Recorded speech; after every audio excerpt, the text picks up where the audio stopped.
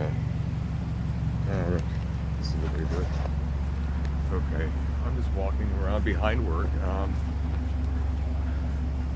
It's Wednesday about noon. I'm walking down behind the building where I work at. I was going to walk down to this apartment complex down here. Just walk around there because I didn't feel like eating yet. I'm going to go in to eat a little bit after. Maybe I'll wait until after my. In fact, I might just walk into BP and get something to munch on now, and wait for later to eat my lunch, the one I brought in. I'm not really all that hungry anymore right now. I bought a. Well, it's going to be weird. I'm going to walk down the street like. No, I don't care. This is a nice way to do it. Walk down the street. I can do this.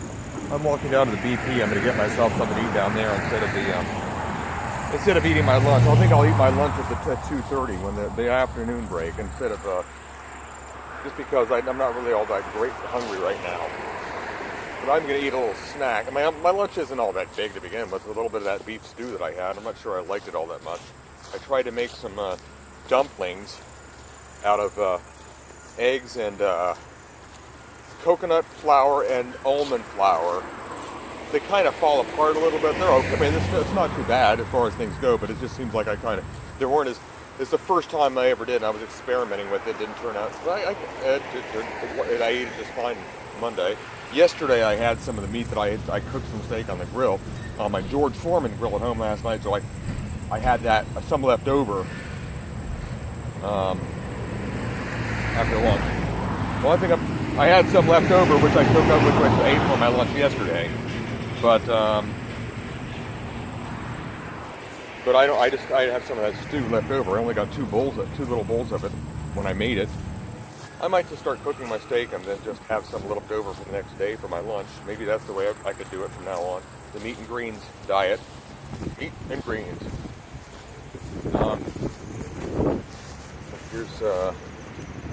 This is kind of weird because this sidewalk, this sidewalk down here, they put this,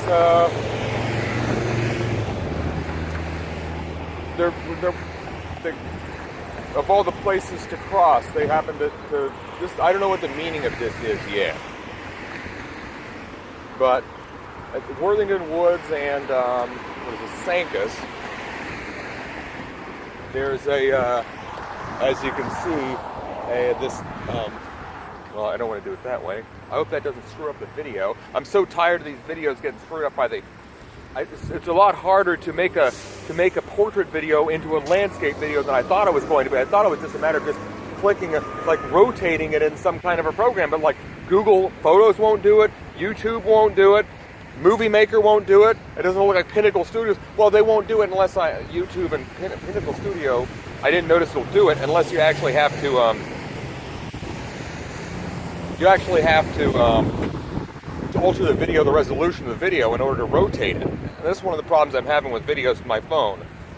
Is this damned rotation of the video? I get too many landscape videos. I can't. They're done in portrait.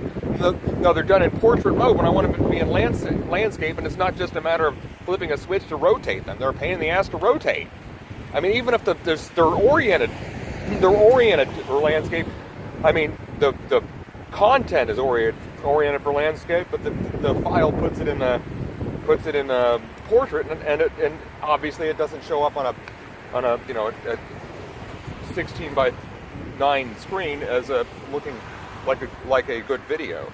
Well, here's the intersection here's the crosswalk they decided to or this seems like it's been repaired. Just of all things, this is the one I take.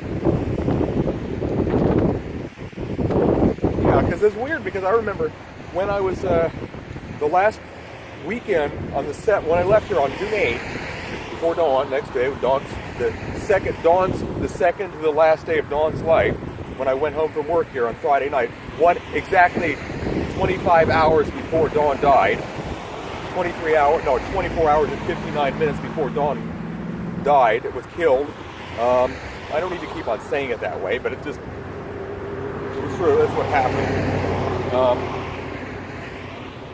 I went the ramp at this place where I work was being remodeled, or was she couldn't have gotten in the building. Dawn could not have gotten in the building. If I wanted to give her one last chance to look in that building, she wouldn't be able to do it that day. She would have had to waited until I came back to work 2 weeks after I took off. 2 weeks after she had left. But that was broken. The ramp that goes into the building where I work, it was broken the day before Dawn died. It was always there. I never thought of it. I didn't even think of there being a ramp. I used to say, I don't think Dawn could even get in there. And then I realized later on, sure she could. There's a ramp there. But that ramp was actually closed and broken the day before she died. And this, now for some reason, this crosswalk here, both direct and this corner of the street, is has the same, seems to have a similar thing going on to it. Last time, so when it happened at work here, the next day, Dawn was gone. Now when it happened over here, this was this week. I think last Friday they may have closed it off too. I'm not sure. I don't remember.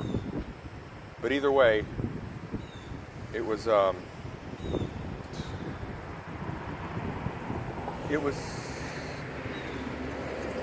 it meant something when it meant something when it happened on the ramp over here. When this closes down, I don't know what that means, but I'm going to figure out. There's another thing I can't quite figure out the meaning of. It's fathers and bicycles. Okay. My dad came over last night and brought back he brought over the bicycle that I just had sitting down in the basement of our building for 6 years, because I just realized somewhere I just can't take care of a bicycle. Every time I get a bicycle, it always falls apart. It stops working in about a week or a month after. Within a month, it's falling apart. I can't take care of bicycles, and I kind of resigned to that. Now, in 2012, when Coda went on strike, Tom, Dawn's dad, took me out and bought that bicycle.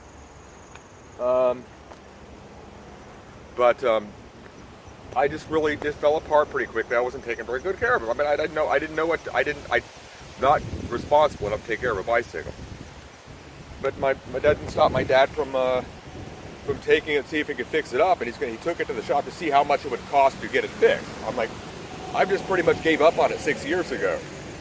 And when I realized 6 years is half the time that more than half the time that Dawn and I lived together. It'll be September 1st, will be the 12th anniversary of when we moved in together there. So more than 6 years ago. It's happened. It just seems like yesterday though. But before that, if I take the time that Dawn and I, that bicycle was sitting down in the basement, and go backwards from that, the same amount of time, Dawn and I weren't even living together yet. It's just how quick. I mean, sometimes I say it looks like 12 years is a long time. Sometimes it's just like it happened. It just went by like that. I should start thinking of 13 years instead of 12 years, because it seems like everything that happened regarding Dawn, it's happening Dawn. There must have been something on June 9th, 2005. We must have got into an argument or something, or maybe it didn't look like she was going to be moving back here with me.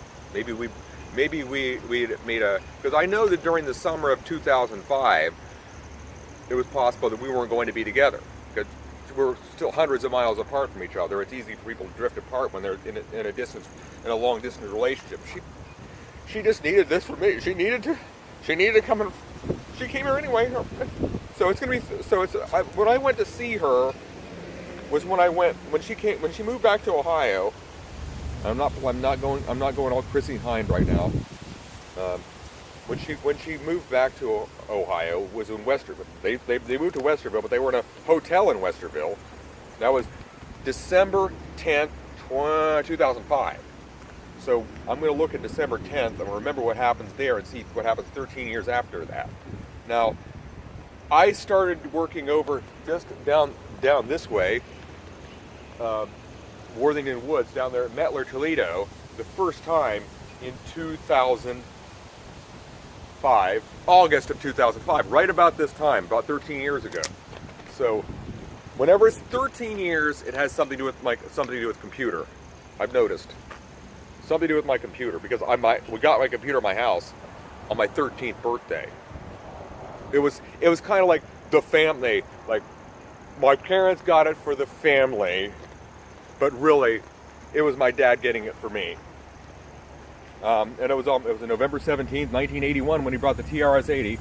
So everything related to computers is exactly 13 years ahead, is out, like lined up with it. It seems it's weird the way it's happened. When I said that thing, Revelation, well, it was weird. It would have been seen as weird to me a year ago, but when I saw at noon, well, it wasn't really noon because the daylight saving time had changed, but what would have been noon on August 21st, 2018, was the 13th anniversary when I met Dawn in Lancaster, Pennsylvania, to the minute, because it was actually noon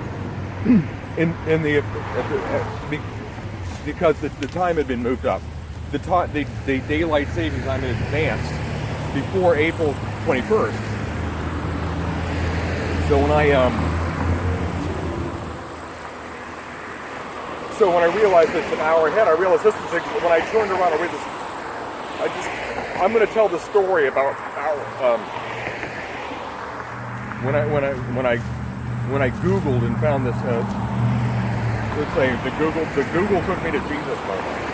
I'm gonna have to explain that. I'm gonna have to make a video explaining that. But it happened exactly 13 years after I met Dawn, to the minute. So, well, coming up on the 1st is the 12th anniversary we moved together. I don't think that number 12 is all that important. And ever since, I mean, 12 doesn't. There's nothing special that happens on 12 years. There is things on 16 years, though, that's interesting. It has to do with sex, or at least love, or something like that with 12 years. I think the marriage narrowed down to sex. Something happened 16 years ago. For example, our neighbor was born the 16th anniversary. Our neighbor's daughter was born the 16 years after my first time, if you will, and the 16th birthday of the one I did it with the first time was the same date of birth as the woman who set up Dawn and me. So 16 is about sex, 16 years is about sex, 13 years is about computers. I don't know what the hell. I had a computer when I was 13. I sure as hell wasn't getting sex when I was 16, so I don't know how that lines up like that. But some reason that's how it lines up. Well, I was going to get to the story of, I was going to explain what I was talking about, fathers and bicycles. Meaning, my dad wants to fix up that bike. Tom got me the bike. Dawn's dad bought me a bike. My dad wants to fix up the bike. There's something about fathers and bicycles. And there's a story about saving your... Make sure this is right. Okay. Yeah, I've had problems with that sometimes when the video... I accidentally stopped the video. Well, okay. I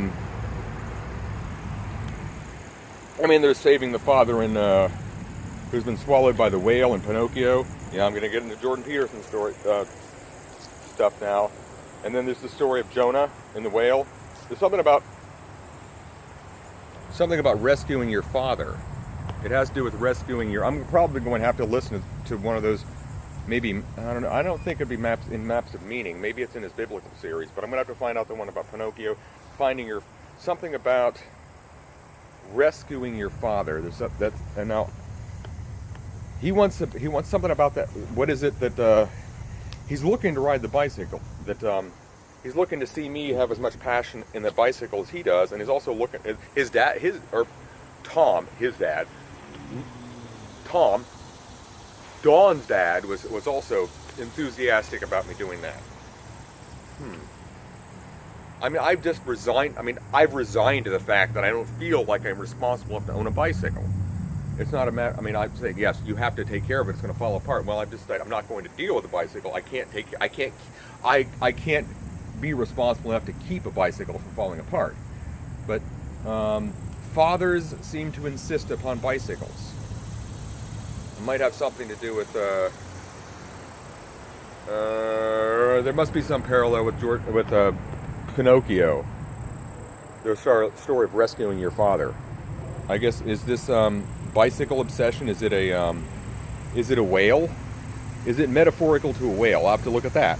I'll have to look at that intersection, why that's busted up, and then I have to think about why fathers seem to insist on getting me to ride a bicycle. Okay.